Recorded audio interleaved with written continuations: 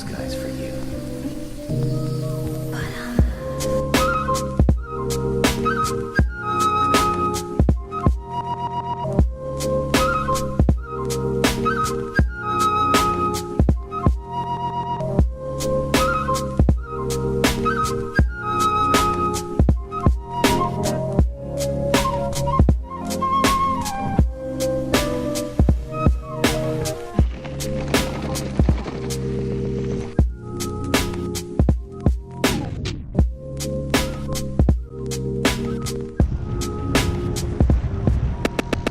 I can't think of a better way to start an episode than with the incredible rock formations of northern Argentina. I'm currently cycling with a guy named Alfredo, and the scenery is so outrageous that we think we might actually be on a Star Wars film set.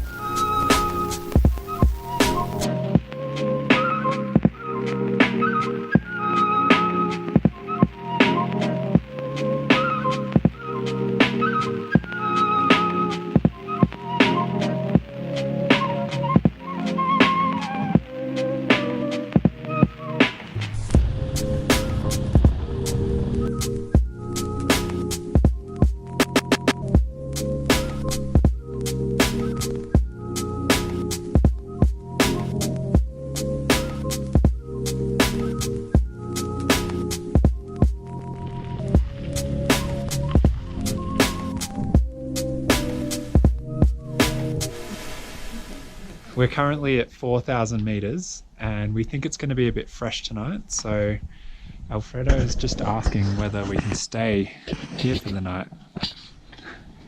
We're set up in the shed. What do you think, Alfredo? Esto es maravilloso. Maravilloso.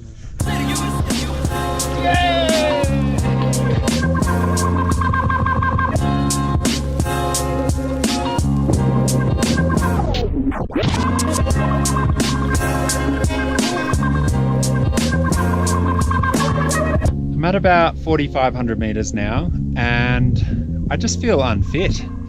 Like I've never ridden a bicycle before. I'm putting as much power into the pedals as possible, but I'm just getting nowhere.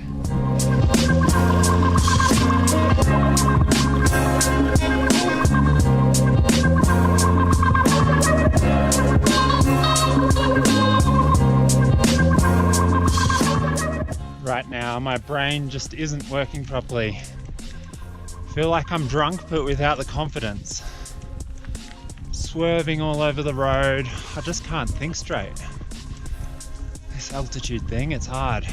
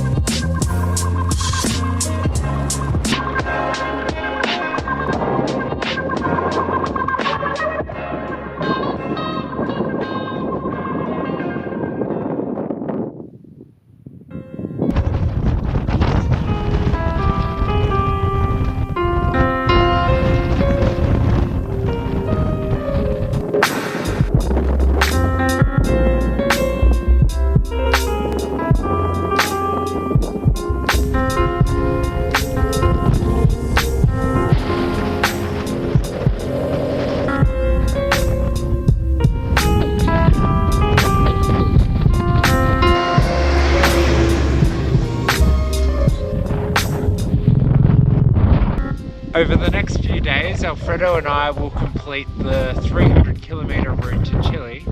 The only issue is that we have to cross the Andes.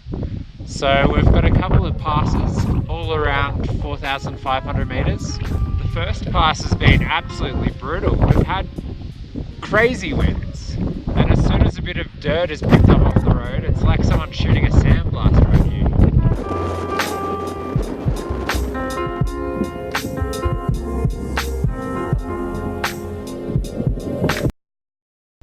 Last night we came up a little bit short because of the wind, but we found this amazing abandoned building where we've managed to set up our tents, and it's been a completely wind-free zone.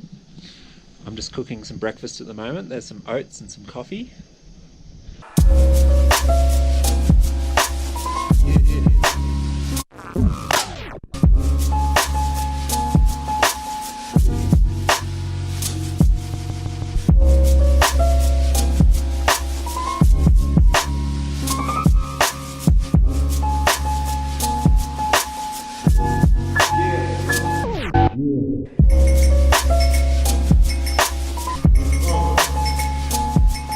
I've parted ways with Alfredo for the moment. I was just able to ride a little bit quicker in the windier conditions, so we'll meet up in about 200 kilometers.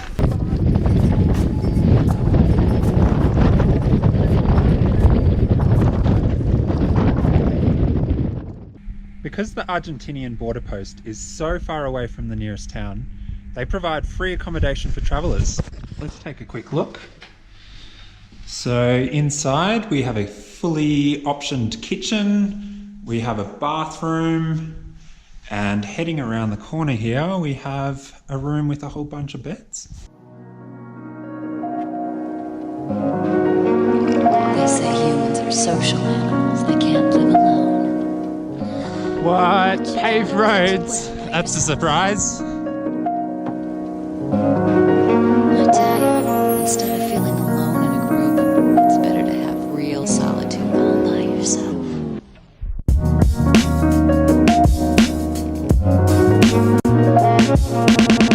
I'm incredibly lucky today because Sicko Pass normally has notoriously high speed winds, but today there's not even a gentle breeze.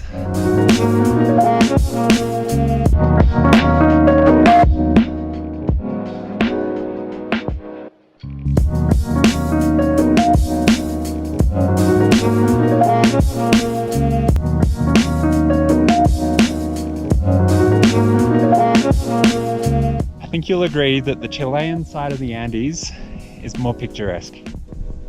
I'm having trouble doing any kind of distance with views like these. So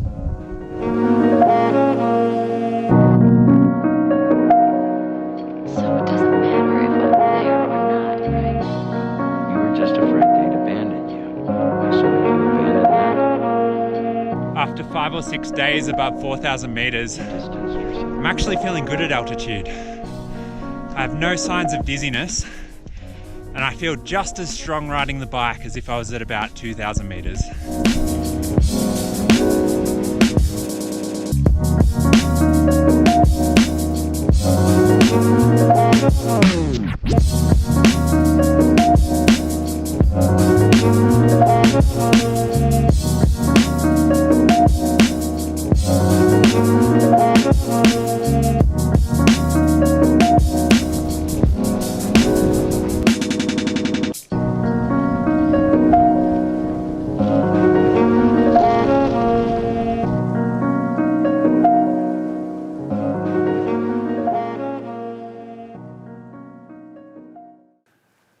After 5 months of bike touring, I am now in my 5th country. Welcome to Bolivia. I met up with Alfredo again, and last night we stayed at a military outpost. All we did was knock on the front gate and ask if they had spare beds. What's come over me?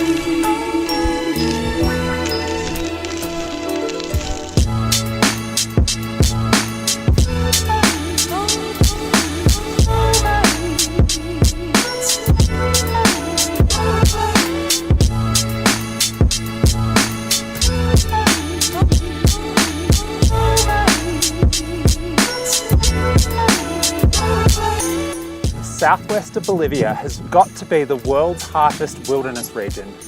Situated all over 4,000 meters, the treeless landscape offers stark vistas that you won't find anywhere else on Earth.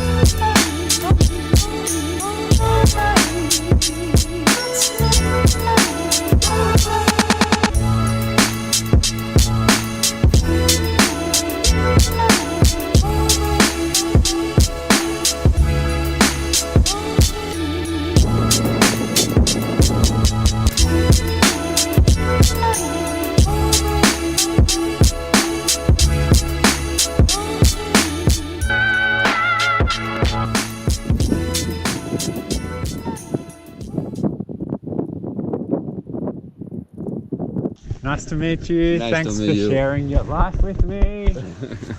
I'll see you in the future. Yeah, yes, maybe, I maybe. hope so. Quizás.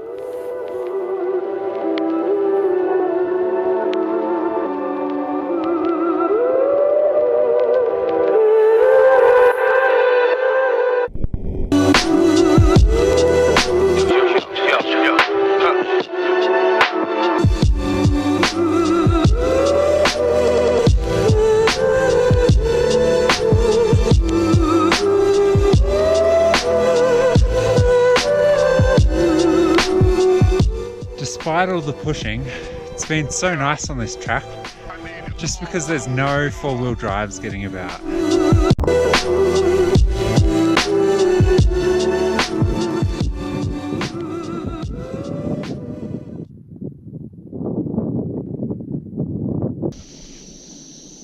The worst thing about camping in Bolivia is that the air humidity is really low. All night I get this super dry throat, which makes it really hard to put down a solid night's sleep. This is the best thing about camping in Bolivia though, warming up your hands and toes after a sub-zero night. I wanted to show you guys how I survive -10-degree nights with my summer sleeping bag. You ready? This is insulation that I purchased from a fabric wholesaler for a few dollars, and I'll give it away once the weather warms again. I prefer to make my summer sleeping bag warmer rather than carrying a winter sleeping bag through all seasons.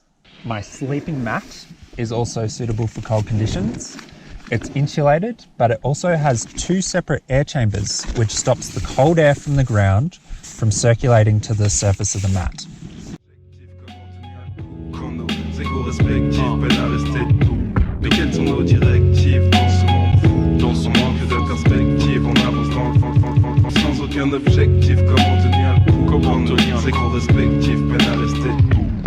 Les maculés maquillés d'encre comme l'or habille les cancres comme le flou maquille les angles peu d'échanges qui nous étranglent. The highest road in the world is in Bolivia, and guess what? Today I'm cycling up it. The mountain is called Uturuncu. It's a little over 6,000 meters high, and the road was constructed to access a high altitude mine.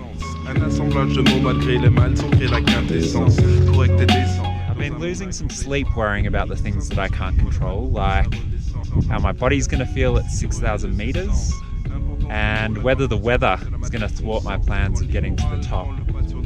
By the look of things, there's a fair bit of snow up there, so we'll see how we go. Regarde la cadence, refait le mœurs qui de jour en jour souffre de défaillance. Directive dans ce monde au fou, on manque de perspective, on avance dans le sans aucun objectif.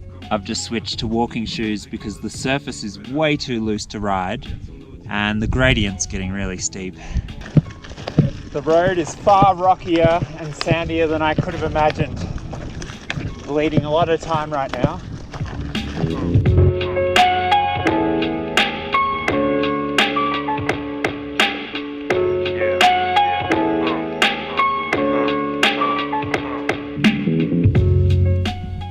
Colours here are incredible. We're even on planet Earth.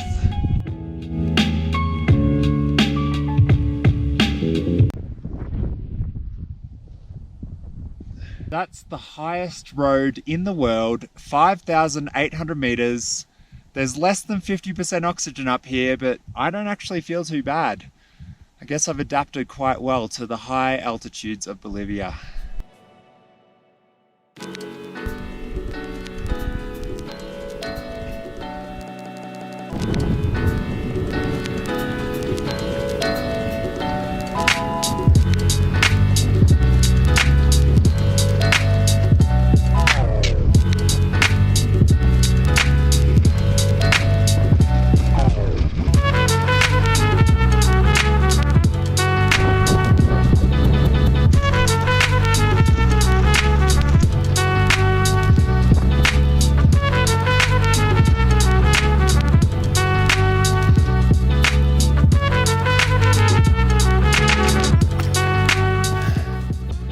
They say Bolivia has the worst roads in the world, and it's true.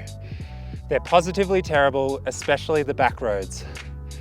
If you aren't riding over loose, fist-sized rocks, you're riding in the sand. Despite its smooth, freshly graded surface, even this road is way too soft to ride. It's not that often that you'd prefer to ride on rock-hard corrugations. The best bike for southwest Bolivia would have to be a fat bike, followed by a bike with plus-size tyres.